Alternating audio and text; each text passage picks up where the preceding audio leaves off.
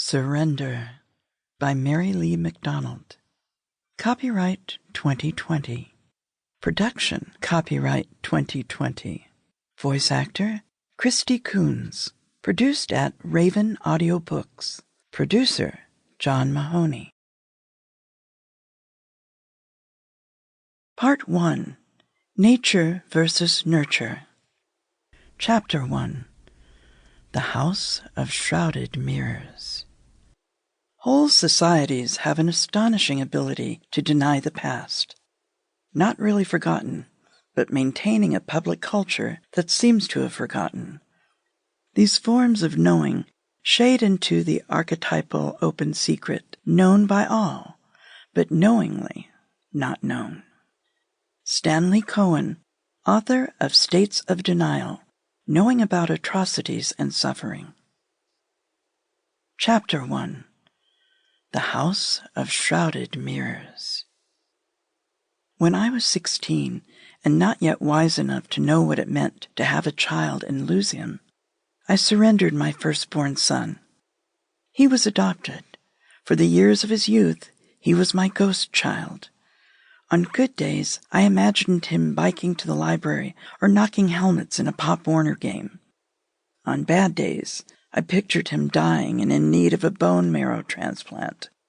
I had never held him, not even as a newborn, and I had only briefly seen his face. 2 years after his birth, I married his father, and we had 4 more children, full siblings to my absent child. When he turned 21, I searched for him. Back in 1962, when a mother surrendered a child, she signed a waiver that stripped her of her legal right to know anything more about her baby. She could not know his name or even whether he had been adopted. And yet, as an adoptee myself, I knew firsthand the difficulties of assembling an identity without the crucial and missing pieces that came from DNA. From an early age, I knew I did not fit with the family that adopted me. There was something inside me trying to come out. I didn't know what it was, but growing up, I sensed my parents watching and waiting for the real me to emerge. Why did I suspect that inside lurked a more authentic self? The little jokes they told, the innuendos that I did not then understand, all of these had to do with my genetic heritage, rather than confirm my feeling of belonging to them. My adoptive family's speculative asides hinted at the opposite, that I was not of them. After a difficult 7-year search, I reunited with my own birth family. For the first time in my life, I met people who looked, sounded, and acted like me. Now, I am a 74-year-old former carpenter, sister, grandmother, and wife. My husband lives in Arizona, where he is a professor, and I live in Sonoma County, California, where redwood trees grow in my backyard. I often drag a blow-up mattress out to my back deck and enjoy the miracle of sleeping under the stars.